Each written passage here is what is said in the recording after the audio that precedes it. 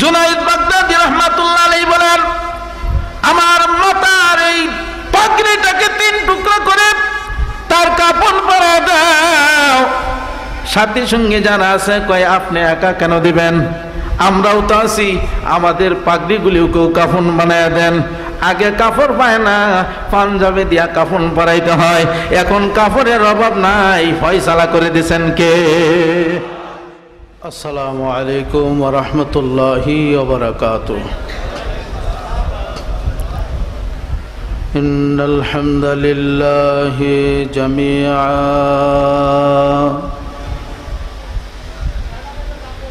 ثم الحمد لله نحمده ونستعينه ونستغفره ونعوذ بالله من شرور أنفسنا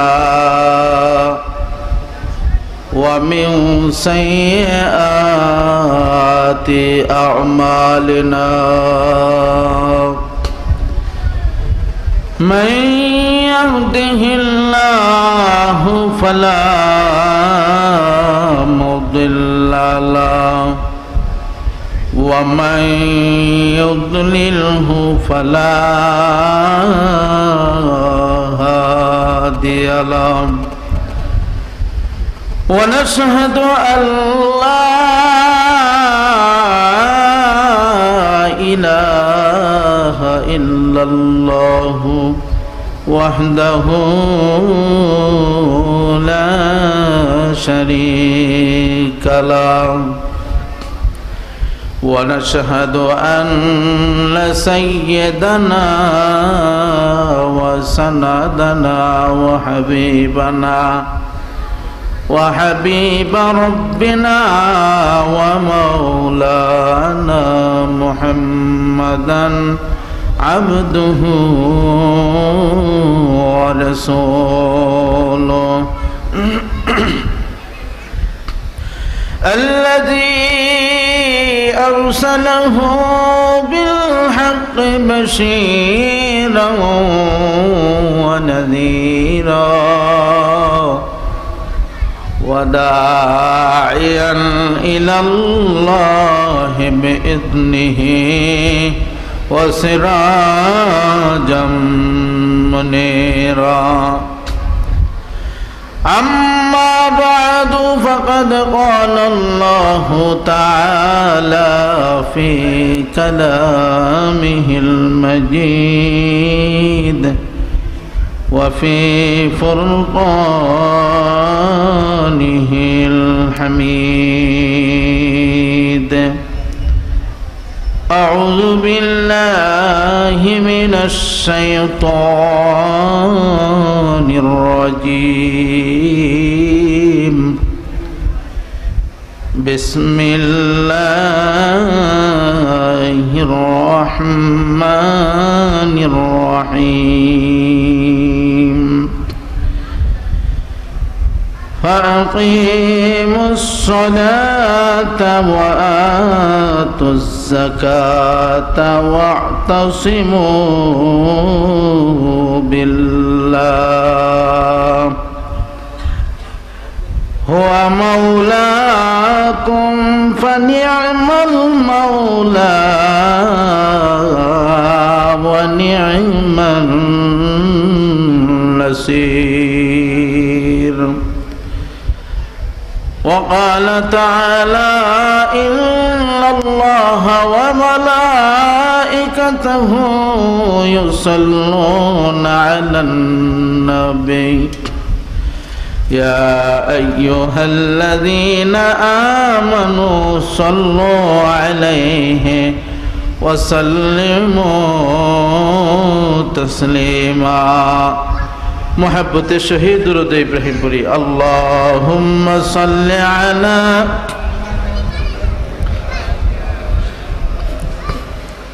كما صليت على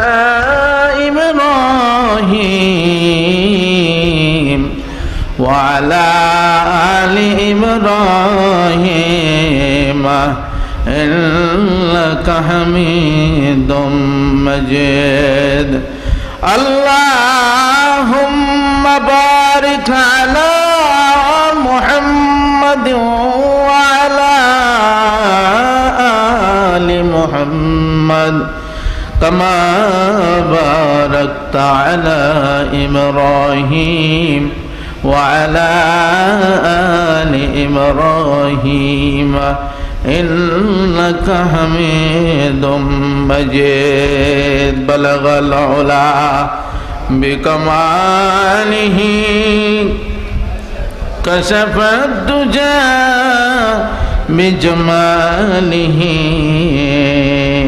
حسنت جميع خصاله صلوا عليه وآله بلغ العلا بكماله كشف الدجى بجماله حسنت جميع خصاله صلوا عليه وآله ذكر قولي لا إله إلا الله لا إله إلا الله لا إله جور لا إله إلا الله لا إله বহু দূরে মদিনা আমরা কেমনে যাব জানি না বহু দূরে মদিনা আমরা কেমনে যাব জানি না দয়া করো দয়াল আল্লাহ দয়া করো পুরাও মনের বাসনা লা ইলাহা জোরে লা ইলাহা ইল্লাল্লাহ লা ইলাহা রে যার দিল আসে আল্লাহর ভয় আল্লাহ আল্লাহ সব সময় যার দিল আসে আল্লাহর ভয় আল্লাহ আল্লাহ সব সময় দুনিয়াদারি ভালো লাগে না দুনিয়াদারি ভালো লাগে না দিলে শুধু ইল্লাল্লাহ লা ইলাহা লা ইলাহা ইল্লাল্লাহ লা ইলাহা লা ইলাহা ইল্লাল্লাহ মুহাম্মাদুর রাসূলুল্লাহ সাল্লাল্লাহু আলাইহি ওয়াসাল্লাম। তাই কোরআন থেকে কিছু কথা হাদিস থেকে কিছু কথা বলবো আল্লাহ তাআলা যদি তৌফিক দেন। আমার ভাইরা, এই দুনিয়াটা ক্ষণস্থায়ী জিন্দেগি, চিরস্থায়ী না। কি বলেন?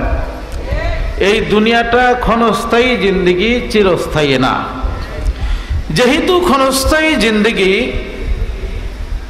এই দুনিয়াতে আমরা বেশি দিন থাকবো না। কে কোন দিন মারা যাবে, কে কতদিন বাঁচবে, এটা আমরা কিন্তু জানি না। এটা নির্ধারণ করে রেখেছেন কে? আল্লাহ। তাই আল্লাহ তাআলা বলেন যে আমি আল্লাহ রাব্বুল আলামিনকে তুমি চিনো, আমি আল্লাহ রাব্বুল আলামিনের হুকুম অনুযায়ী চলো, আমি আল্লাহ তাআলাকে তোমরা শক্তভাবে ধরো। যেহেতু আমি তোমাদের গার্জিয়ান, আর আমার চাইতে এমন গার্জিয়ান, এমন অভিভাবক এই দুনিয়ার জমিনে আর নাই। আছে? নাই। আমাদের সবচাইতে বড় এবং ভালো অভিভাবক কে? জুড়ে বলেন আল্লাহ। এই জন্যই আল্লাহ তাআলা বলেন যে আমি আল্লাহকে তোমরা শক্তভাবে ধরো, ধরার মতো ধরো, শক্তভাবে ধরো, যেইভাবে ধরলে আমি আল্লাহকে পাওয়া যায় যেমন করেছেন আল্লাহর ওলি যারা, তাহারা সত্যভাবে আল্লাহ তাআলাকে ধরছেন। তো আল্লাহ তাআলাকে ধরার কিছু মাধ্যম হচ্ছে কিছু আমল। সেই আমল যদি আমরা শক্তভাবে আদায় করি, সেই শক্তভাবে আমল যদি আমরা করি, তাহলে আল্লাহকে পাওয়া সহজ হয়ে যাবে। সুবহানাল্লাহ। সেই আমলগুলি কি? আল্লাহর ওলি যারা আল্লাহ তাআলার নিকটবর্তী হয়েছেন, আল্লাহ তাআলাকে রাজি খুশি করছেন, তারা কয়েকটি আমল করেছেন। সর্বপ্রথম আমল হচ্ছে তারা নামাজ কখনো কাজা করে নাই। নামাজ কি করে নাই? কাজা করে নাই। এক নম্বরে নামাজ কখনো তারা কাজা করে নাই। 2 নম্বর আমল তারা করেছে, কোরআন তিলাওয়াত করেছেন। কোরআন তিলাওয়াত করেছেন, জিকির আজকার করছেন 2 নম্বরে। 3 নম্বর আমল তারা করেছেন, রাত্রে জাগিয়া তাহাজ্জুদের নামাজ পড়েছেন, তাহাজ্জুদের মাধ্যমে আল্লাহ তাআলার সাথে সম্পর্ক করছেন। সুবহানাল্লাহ। কয় নম্বর গেল? 3 নম্বর। 4 নম্বর, তাহারা হালাল রুজি করছেন, হালাল ভক্ষণ করেছেন, হারামের দ্বারের কাছেও যায় নাই। 1 নম্বরে নামাজ, 2 নম্বরে কোরআন তিলাওয়াত, জিকির আজকার করা, কোরআন তিলাওয়াত ও জিকির। 3 নম্বরে তাহারা তাহাজ্জুদের নামাজ পড়ছেন রাত্রে জাগিয়া জাগিয়া। 4 নম্বরে হালাল রুজি ভক্ষণ করেছেন, হালাল রুজি তাহারা কামাই করেছেন। সুবহানাল্লাহ। এই জন্য এই আমলটি আমাদের করতে হবে। একজন আল্লাহর ওলি, তার একটা ঘটনা আপনাদেরকে শোনায়। সুলতান ইবনে আদিল রহমতুল্লাহি আলাইহি বহুত বড় বুজুর্গ ছিলেন। ওনার আলোচনা, ওনার ঘটনা বিভিন্ন তাফসীরের কিতাবের মধ্যে মুফাসসিরিন কেরামগণ অ্যাড করেছেন। সুলতান ইবনে আদিল রহমতুল্লাহি আলাইহি উনি সাধারণ মানুষ ছিলেন, কাঠুরি ছিলেন। উনি পাহাড়ে কাঠ কাটতেন, কাঠ কাইটা উনি রুজি উপার্জন করতেন, ওনার ফ্যামিলি নিয়ে খাইতেন। যেই পরিমাণ উনি রুজি করতেন, এই রুজি দেয়া হতো না। এরপরেও এই পরিমাণ কামাই করে আল্লাহ তাআলার দরবারে তাহারা শুকরিয়া আদায় করছেন। ওনার 2 ছেলে ছিলেন, 1 মেয়ে ছিলেন। আমার ভাইরা, আমার বন্ধুগণ, সুলতান ইবনে আদিল রহমতুল্লাহি আলাইহি উনি পাহাড়ে কাঠ কাটতেন, পাহাড়ে কাঠ কাটে বাজারে বিক্রি করতেন। বাজারে বিক্রি করে যে উপার্জন করতেন, উনি নিজে খাইতেন, বিবি বাচ্চাদেরকে নিয়ে খাইতেন। উপার্জিত কিছু থাকতো না। নিজে সংসারের মধ্যে ব্যয় করে যে কিছু এক্সট্রা থাকে, এটা তার থাকতো না।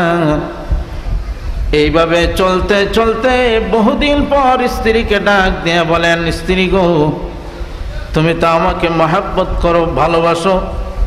আমার মনে হয় সময় শেষ হয়ে গেছে, বেশি দিন আমি মনে হয় বাঁচবো না। আয় স্ত্রী, তুমি তো আমাকে মহব্বত করো। কেমন মহব্বত করো? স্বামী, আপনাকে তো আমার জীবনের চাইতেও বেশি মহব্বত আপনাকে করি। সুবহানাল্লাহ। অথচ যেই পরিমাণ উপার্জন করেছেন, স্বামীর উপার্জিত এই টাকা নিয়ে উনি শুকরিয়া আদায় করেছেন। আর বর্তমান জামানায় দেখবেন লক্ষ লক্ষ টাকা ইনকাম করে স্ত্রীর হাতে দিলেও শুকরিয়া আদায় করে না। আপনি মার্কেটে গেছেন, স্ত্রীর জন্য মার্কেটিং করছেন, 40-50 হাজার টাকার মার্কেটিং কইরা স্ত্রীর হাতে দিছেন। কাপড় দিকে কইরা একটা কাপড় আনলা, বাজারে কি আর কাপড় উঠছেন না? কাপড় পছন্দ হয় না, 3 পিস পছন্দ হয় না, ভাই কসমেটিক পছন্দ হয় না। যখন এইভাবে পছন্দ হয় না, এই পছন্দ হয় না বলতে বলতে স্বামী স্ত্রীর হাতে ক্ষমতা দেয়া লাইছে।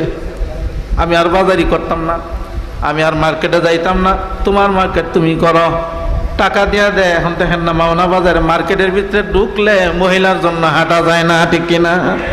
এই যে স্বামীরা বিরক্ত হইয়া পরে দেয়ালাইছে মার্কেটিং, যা মার্কেটিং আমি আর করতাম পারতাম না, কাপড় আনলেও পছন্দ হয় না, কসমেটিক করলেও পছন্দ হয় না, তাহলে পছন্দ যেহেতু হয় না তাহলে আমার কাছে আর এটা রাখতাম না, যা তোরে দেয়ালাইছি তুই মার্কেটিং কর। বাজারে যাইলে, মার্কেটে যাইলে, রাস্তাঘাটে হাঁটা যায় না, আপনি কাজ দিবেন, কাজ দিলে গলা সমস্যা আছে নাকি? রাস্তা দেয় না, ঠিক কিনা জোরে বলেন। কিন্তু স্বামীর উপার্জিত টাকার মধ্যে উনি শুকরিয়া আদায় করেছেন, বলছেন স্বামী আপনি যেই পরিমাণ কামাই করেন, যেই পরিমাণ ইনকাম করেন, আলহামদুলিল্লাহ আলহামদুলিল্লাহ, ক্ষণস্থায়ী জিন্দেগির জন্য আর এর চাইতে বেশি লাগে না। স্বামী বলেন, ও স্ত্রী গো, ও বিবি, আমি যেদিন মারা যাইব, আমি যেদিন মারা যাইব, আমাকে তুমি কিভাবে কাফন পরাইবা, কিভাবে তুমি আমাকে দাফন করাইবা? স্ত্রী ডাক দিয়া বলেন, স্বামী এটা আপনিই বলে দেন, আমি কেমনে কি করব? আল্লাহর ওলি ডাক দিয়ে বলেন, বিবি গো, যেদিন আমি মারা যাইব, উপার্জিত টাকা তো আমার নাই, ঘরের মধ্যে অন্য এক্সট্রা মাল নাই, টাকা নাই, পয়সা নাই, কাফন তো পড়াইতে হবে। ও স্ত্রী, আমার শরীরের যে জামাটা আছে, পাঞ্জাবিটা আছে, এই পাঞ্জাবিটা দিয়া তুমি এইভাবে টান দিয়া, কলারটা টান দিয়া মাথার মধ্যে একটা বান দিবা, তাহলে হাঁটুর নিচ পর্যন্ত চলে যাইবে। বাকি অংশটা লতা পাতা দিয়া ডাইকা তুমি আমাকে কাফন পরাইয়া দিবা। সুবহানাল্লাহ। কেমন টাকাহীন, কেমন সম্পদহীন ছিলেন, এরপরেও এক মুহূর্তের জন্য আমার আল্লাহকে বলে নাই, এক মুহূর্তের জন্য আমার রাসূলকে বলে নাই। তাহারা এইভাবে আমল করতে করতে আল্লাহর সাথে সম্পর্ক স্থাপন করছেন। সুবহানাল্লাহ।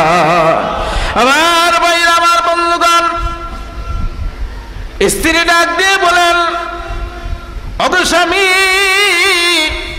আমরা তো পাহাড়ের পদদেশে থাকি, কোনো বস্তি নাই, আপনি যেদিন মারা যাইবেন, কাকে নিয়ে আসবো জানাজা পড়াইবার জন্য, কাকে নিয়ে আসবো আপনাকে দাফন করানোর জন্য? স্বামী ডাক দিয়ে বলেন, ওগো স্ত্রী, টেনশন করো না, আমার দুইজন ছেলে আছে, দুইজন সন্তান আছে, এদেরকে গ্রামের মধ্যে পাঠাইয়া দিবা, এদেরকে গ্রামে পাঠাইয়া দিবা, এরা যেন যায় বলেন যে আমার বাবা মারা গেছেন, আমার বাবার কাফন পরাইতে হবে, গোসল দিতে হবে, জানাজা দিতে হবে, যেদিন আমি মারা যাইব ওই দিন আমার এই সন্তানদেরকে এলাকায় পাঠাইয়া দিবা। আল্লাহর ওলি কিছুদিন পরে মারা গেল, কিছুদিন পরে এরা মারা গেছেন। রাত্রে যখন মারা গেছেন, আল্লাহর বান্দি সন্তানগুলিকে ডাক দিয়ে বলেন, বাবারে এখন কি করব? কোনো মানুষ নাই, আমরা পাহাড়ের পদদেশে থাকি, কোনো মানুষ নাই, এলাকায় যাও, এলাকায় যাও, উলামায়ে কেরাম আছে, এদেরকে যে বলো তোমার বাবার গোসল পড়াইতে হবে, জানাজা দিতে হবে, দাফন করাইতে হবে। সন্তানগুলিকে এলাকার মধ্যে পাঠায় দিছে। সন্তানগুলিকে এলাকার মধ্যে যখন পাঠায় দিয়ে সন্তানের যায়, এলাকার মধ্যে যাইয়া উলামায়ে কেরাম আছেন, এলাকাবাসী আছেন, এদেরকে যায় বলেন, বাবা মারা গেছেন, বাবার কাফন দিতে হবে, গোসল করাইতে হবে, আপনারা যদি যাইতেন তাহলে ভালো হইতো।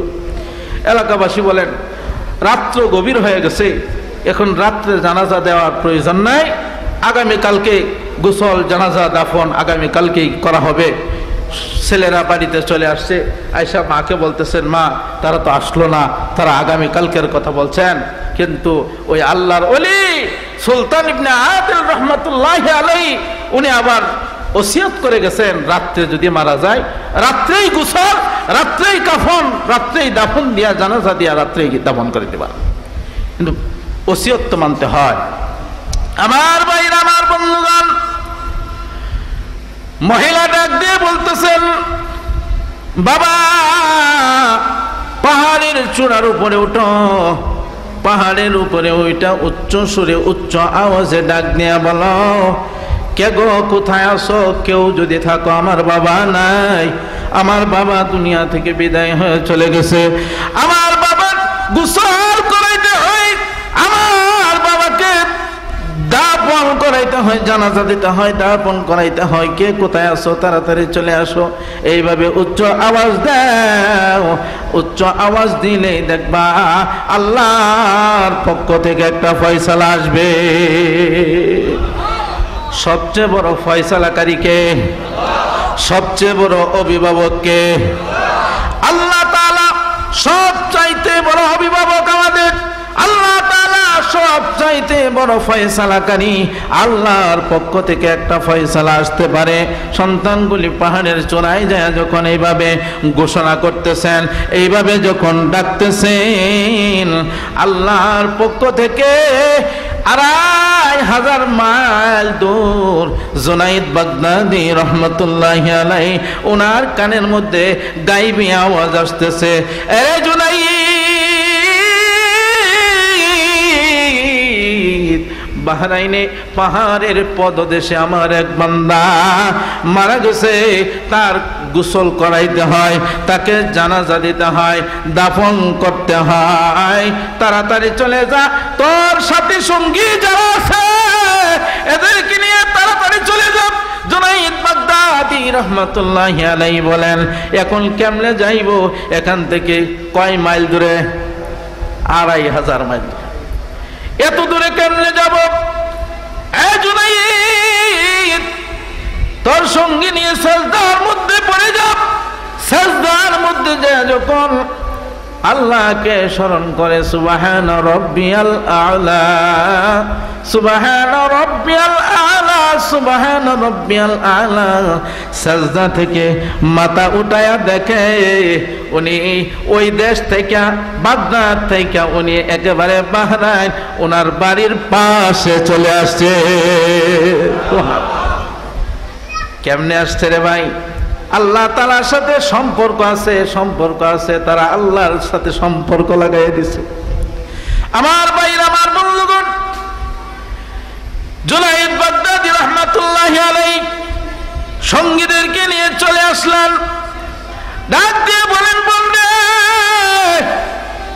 মনে হয় তোমার স্বামী, হ্যাঁ আমার স্বামী দুনিয়া থেকে বিদায় হয়ে গেছে। কে গোসল দিবে গো? কে জানাজা পড়াইবে? এই জন্যই টেনশনে আছিলাম, টেনশন করতেছি। আর টেনশন করতে হবে না, আল্লাহর পক্ষ থেকে ফয়সালা হয়ে গেছে। আমরা আসছি, আমরা আজকে জানাজা দিব, আজকে কাফন পরাইয়া নিজের হাতে আমরা দাফন করাইব। সুবহানাল্লাহ। আমার ভাইরা, আমার বন্ধুগণ, জুনাইদ বাগদাদী রাহমাতুল্লাহ আলাইহি বলেন, আমার মাতার এই পাগড়িটাকে ৩ টুকরা করে তার কাফন পরা দাও। সাথী সঙ্গে যারা আছে কয়, আপনি একা কেন দিবেন? আমরাও তো আছি, আমাদের পাগড়িগুলিকেও কাফন বানায় দেন। আগে কাপড় পায় না, পাঞ্জাবে দিয়া কাফন পরাইতে হয়। এখন কাপড়ের অভাব নাই, ফয়সালা করে দিয়েছেন কে? আল্লাহর পক্ষ থেকে ফয়সালা হয়ে গেছে। পাগড়ি দিয়ে কাফন পরাইছে, এরপরে পাগড়ি দিয়া তাকে আবার নিচে বিছাইছে, উপরে চাদর বানাইছে। এখন আর কাপড়ের অভাব নাই, আল্লাহ তাআলা ফয়সালা করে দিয়েছেন। এইভাবে যখন কাফন পরানোর পর জানাজার নামাজের মধ্যে দাঁড়াইছেন, আল্লাহু আকবার বলে যখন জানাজা পড়াইবেন, এই মুহূর্তে পিছন দিক দিয়ে কে জানি আইসা জুনাইদ বাগদাদীর হাতের মধ্যে ধরছে। জুনাইদ রে, এখন না, আর একটু দেরি হবে, একটু পরে জানাজার নামাজ পড়তে হবে। জুনাইদ বাগদাদী রাহমাতুল্লাহি আলাইহি পিছনের দিকে তাকাইছে। তাকা দেখেন এত সুন্দর চেহারার এক লোক, মাথায় পাগড়ি জুব্বা পরে পিছনে দাঁড়ায় রয়েছে, হাতের মধ্যে একটা ব্যাগ দেখা যায়। সুবহানাল্লাহ। হাতের মধ্যে ব্যাগ দেখা যায়। আমার ভাইরা, আমার বন্ধুগণ, ডাক দিয়া বলতেছেন, জুনাইদ, আমার এই ব্যাগের ভিতরে দেখ, কাফনের 3টা টুকরা আছে, 3টা কাপড় আছে। এই কাফনের কাপড়গুলি আমি নিয়ে আসছি তাকে কাফন পরানোর জন্য। আগের যে কাপড়গুলি আছে এগুলি পুরাতন, এগুলি রাইখা দে, নতুন কাপড় আমি নিয়ে আইছি। সুবহানাল্লাহ। কোথা থেকে নিয়ে আইছে? আল্লাহর পক্ষ থেকে ফয়সালা। আল্লাহ তাআলা জান্নাতি কাপড় দিয়া আল্লাহর বান্দাকে পাঠাইছেন। সুবহানাল্লাহ। আমার ভাইরা, আমার বন্ধুগণ, কাপড় গুলি খুলে জানাজা, কাপড়গুলি খুলে কাপড় পরাইয়া জানাজা পড়াইবেন, জানাজা পড়াইবেন। কিন্তু জানাজা জুনাইদ বাগদাদীকে বলেন তোকে দেয়া হবে না, জানাজা আমি নিজে পড়াবো, জানাজা আমি নিজে পড়াইবো। সুবহানাল্লাহ। জানাজার নামাজের মধ্যে দাঁড়ায় গেছেন আমার ভাইরা, পিছনে মাত্র 12 জন সাথী সঙ্গী, জুনাইদ বাগদাদীকে নিয়ে 13 জন, আর ছেলে আছে 2 জন, এই 15 জন মানুষের পিছনে জানাজা পড়ে। কিন্তু ওই আল্লাহর বান্দা আল্লাহু আকবার তাকবীর বলে, এত জোরে জোরে তাকবীর বলে মনে হয় যে অনেক পিছনে অনেক লোক আছে। এত জোরে জোরে আল্লাহু আকবার বলে তাকবীর দিতেছেন। তাকবীর দিয়া আল্লাহু আকবার, আল্লাহু আকবার, আল্লাহু আকবার, আল্লাহু আকবার বলে যখন জানাজা শেষ করলেন, শেষ করার পরে বলতেছেন জুনাইদ, এই যে আমার হাতে এই যে ব্যাগটা আছে, এই ব্যাগটার মধ্যে 1200 দিরহাম স্বর্ণ মুদ্রা আছে, এইগুলি ওই মহিলাকে দিবা। এই মহিলা যেন এই ব্যাগ থেকে টাকাগুলি একেবারে না ঢালে, এটার ভিতরেই থাকবে, ভিতর থেকে এইভাবে টাকা বের করবে আর সে খরচ করবে। এই টাকাগুলি খরচ করতে থাকবে। আল্লাহ এই টাকার মধ্যে এত বরকত রাখছেন, কিয়ামত পর্যন্ত টাকা খরচ করলেও এই ব্যাগের টাকা শেষ হবে না। নাও ব্যাগটা নাও, আমি চলে যেতেছি। ব্যাগ দেওয়া যখন চলে যাবে, এই মুহূর্তে জুনাইদ বাগদাদী তার হাতের মধ্যে ধরছে। এতক্ষণ আয়সা পুরাতন কাপড় খোলাইলা, নতুন কাপড় পরাইলা, নতুন কাপড় পরাইয়া জানাজা দিলা। জানাজা দিয়া এখন তুমি বিদায় নিয়ে যাইতেছ, তোমার পরিচয় দিলা না। আমাকে বারবার জুনাইদ বলে ডাকতেছ, মনে হইতেছে তোমার সাথে আমার মনে হয় 24 বছরের সম্পর্ক আছে। হ্যাঁ, তোমার পরিচয় না দিয়া তুমি চলে যাচ্ছ কেন? তুমি তোমার পরিচয় দাও। 1, 2 নম্বরে তুমি যে জোরে জোরে তাকবীর বললা, এত জোরে তো তাকবীর বলার কথা না, পিছনে মাত্র মানুষ আমরা 14 জন, তোমার হলে 15 জন, তাহলে এত জোরে জোরে তুমি তাকবীরটা কেন বললা? ডাক দিয়ে বলেন জুনাইদ, পরিচয় দিতে চাইছিলাম না, পরিচয় যখন চাইতেছ তাহলে তো অবশ্যই পরিচয় দিতে হয়। জুনাইদ রে, আমি আর কেউ নয়, আমাকে মানুষ খিজির আলাইহিস সালাতু ওয়াস সালাম বলে ডাকে। সুবহানাল্লাহ। আল্লাহর পক্ষ থেকে আমি আসছি, আল্লাহ তাআলা স্বর্ণ মুদ্রা দিয়ে দিছে, জান্নাত থেকে আল্লাহ কাপড়ের কাপড় দিয়ে দিছে, এইগুলি নিয়ে আমি হাজির হয়ে গেলাম। এ জুনাইদ, আল্লাহ তাআলার পক্ষ থেকে আমি আসছি, তুমি এই টাকাগুলি না, এই মহিলাকে টাকাগুলি দিয়া দিও, আর তাকে তুমি তাকে তুমি কবরস্থ করো, মাটি দিয়া দাও। যখন কবরস্থ করলেন, কবরস্থ করার পরে আল্লাহর ওলি জুনাইদ বাগদাদী রহমাতুল্লাহি আলাইহি টাকাগুলি দিয়া বুঝায়া সুজায়া বলতেছেন, ও টাকাগুলি দিয়ে গেলাম, টাকাগুলি ডালবেন না, টাকাগুলি নামাইবেন না, এই টাকাগুলি আপনি একটা একটা করে ভিতর থেকে বের করবেন, একটা একটা করে বের করে আপনি খরচ করবেন।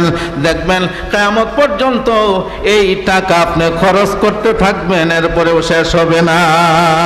সুবহানাল্লাহ। আমার ভাইরা, আমার বন্ধুগণ, মহিলা ডাক দিয়ে বলেন, ও বাবা, আপনি এত কষ্ট করে আপনার সাথী সঙ্গী নিয়ে আসলেন, আপনি কি আপনার পরিচয়টাই তো আমি জানলাম না, আপনার পরিচয়টা দেন। জুনাইদ বাগদাদী আল্লাহর ওলি ডাক দিয়া বলেন, আমার পরিচয়টা আর কি দেব, আমি নালায়েক আল্লাহ তাআলার এক বান্দা, আমাকে মানুষ জুনাইদ বাগদাদী বলে ডাকে। সুবহানাল্লাহ। মহিলা ডাক দিয়া বলেন, ও বাবা,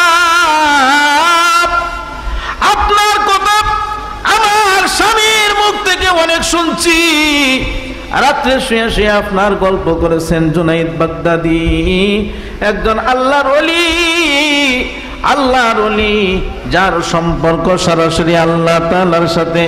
আপনার অনেক প্রশংসা কিন্তু আমি শুনছি, কোনোদিন আপনাকে দেখি নাই, আজকে দেখলাম, দেখা আমি আজকে ধন্য হয়ে গেলাম।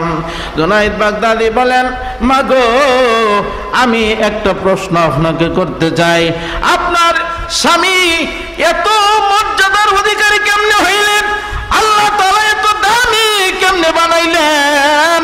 যেই ব্যক্তির জানাজার মধ্যে একজন পয়গম্বর, আল্লাহ তাআলার পয়গম্বর খিজির আলাইহিস সালাম হাজির হয়ে গেছে আল্লাহর পক্ষ থেকে, তাহলে বোঝা গেছে জুনাইদ বাগদাদির চাইতেও আরো বেশি দামি আপনার স্বামী হয়ে গেছে। এটা কেমনে হইল? কি এমন আমল করেছে? এই আমলগুলি আজকে আমাকে বলতে হবে, এই আমলগুলি বলতে হবে। কি আমল করেছে? কিসের কারণে এত দাম? কিসের কারণে এত মর্যাদা? এত মর্যাদার অধিকারী কেমনে হলেন? আমাকে সেই আমলগুলির কথা আজকে আপনাকে বলতে হবে। মহিলা ডাক দিয়ে বলেন, ও হুজুর, আমার স্বামী 4টা আমল করেছে, 4টা আমল। আমার স্বামী 4টা আমল করেছে। প্রথম নাম্বার আমল হইতেছে, নামাজের টাইম যখন হয়ে গেছে, নামাজের ওয়াক্ত যখন হয়ে গেছে, আজান যখন মসজিদে হয়ে গেছে, মুয়াজ্জিন যখন আল্লাহু আকবার বলে ডাক দিছে, আমার স্বামী নামাজের জন্য প্রস্তুত হয়ে গেছে। এক মুহূর্ত দেরি করে নাই, উনি নামাজ পড়ার জন্য পাগল পারা হয়ে গেছে। তাড়াতাড়ি যায় উনি নামাজ আদায় করেছেন, আজানের সঙ্গে সঙ্গে উনি যায় নামাজ আদায় করেছেন। আর বলছেন, স্ত্রী গো, আল্লাহ তাআলার পক্ষ থেকে ডাক এসে গেছে, নামাজ আদায় করতে হবে। যেহেতু এই নামাজ হাসরের ময়দানে সর্বপ্রথম এই নামাজের হিসাব দিতে হবে, স্ত্রী গো এই নামাজ দেরি করা যাবে না, আজান হয়ে গেছে, তাড়াতাড়ি নামাজ আদায় করতে হবে। সুবহানাল্লাহ, তাড়াতাড়ি। প্রথম নাম্বার আমল কি? আজান হওয়ার সঙ্গে সঙ্গে, টাইম হওয়ার সঙ্গে সঙ্গে উনি নামাজ আদায় করেছেন, দেরি করে নাই। আর আমরা যে ভাই কি এক অবস্থা হয়েছে, চার দোকানে, চার স্টলে যখন আমরা বসি, আজানের দিক দিয়ে আজান হইতেছে, আরেক দিক দিয়ে আমরা টিভির পর্দার সামনে বসে রয়েছি, দাঁড়ায় রয়েছি, চায় রয়েছি, কিন্তু আজান যে হচ্ছে আমরা এক মুহূর্তের জন্য গুরুত্ব দেই না। নামাজের গুরুত্ব নাই, আজান হচ্ছে, মসজিদে যাইতে হবে, সেই গুরুত্ব আমাদের নাই। নামাজকে আমরা অবহেলা করি। অথচ হাসরের ময়দানে সর্বপ্রথম কিসের হিসাব দিতে হবে? নামাজের হিসাব দিতে হবে। আমার স্বামী প্রথম নাম্বার আমল, উনি নামাজ আদায় করেছেন। 2 নম্বরে উনি আমল করতেন, বেশি বেশি করে কোরআন তিলাওয়াত করতেন। আমার স্বামী রাতের গভীরে উনি বসে বসে কোরআন তিলাওয়াত করতেন। নামাজের পর পর উনি কোরআন তিলাওয়াত করতেন, দাঁড়ায় রয়েছেন কোরআন তিলাওয়াত করতেন, হাঁটতেছেন কোরআন তিলাওয়াত করতেন, সব সময় উনি কোরআন তিলাওয়াত করতেন। কোরআনের সাথে তার সম্পর্ক ছিল ভালো, কোরআনের সাথে সে সম্পর্ক করেছে। এই কারণেই আল্লাহ তাআলা উনাকে আল্লাহর ওলি হিসেবে কবুল করেছেন। সুবহানাল্লাহ। 3 নাম্বার আমল, উনি রাত্রে জাগিয়ে জাগিয়ে তাহাজ্জুদের নামাজ পড়তেন। উনি রাত্রে জাগিয়ে তাহাজ্জুদের নামাজ পড়তেন। যত আল্লাহর ওলি হয়েছে, কেউ ভাই তাহাজ্জুদ ব্যতীত, তাহাজ্জুদ ছাড়া আল্লাহর ওলি হইতে পারে না, ঠিক কিনা? যাহারা তাহাজ্জুদ গুজার, তাহাজ্জুদের নামাজ যারা পড়ে, একদিন যদি তাহাজ্জুদের নামাজ ছুটে যায়, তাহলে আফসোস করতে করতে দিন কাটায় দেয়। আফসোস করতে করতে আল্লাহ তাআলাকে বলে, মালিক আজকে না জানি কি অপরাধ করেছি, কোন অপরাধের কারণে তাহাজ্জুদের নামাজটা ছুটে গেল, কোন অপরাধের কারণে আজকে তাহাজ্জুদ পড়তে পারলাম না। এইভাবে আল্লাহর ওলিরা যখন নফল ছুটে যায় তো আফসোস করত, আর আমাদের ফরজ ছুটে যায় আমাদের দিলের মধ্যে একটু কষ্টও লাগে না, ঠিক কিনা?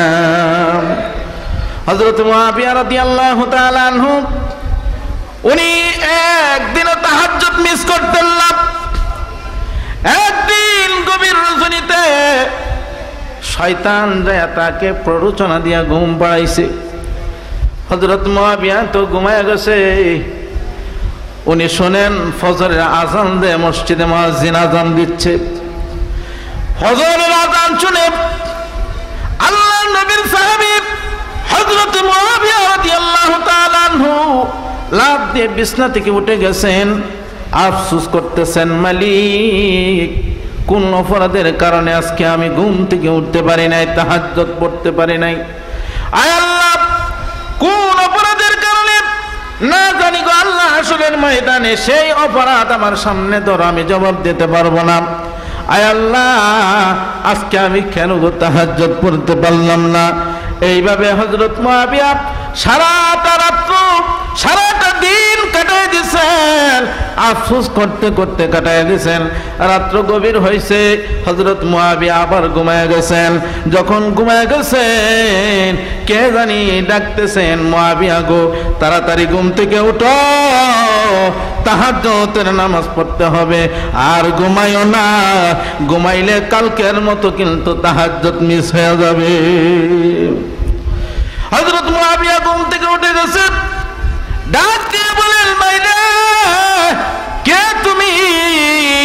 আজকেও যদি তুমি আমাকে ঘুম থেকে না জাগাইতা, আজকেও আমি তাহাজ্জুদ মিস করতাম।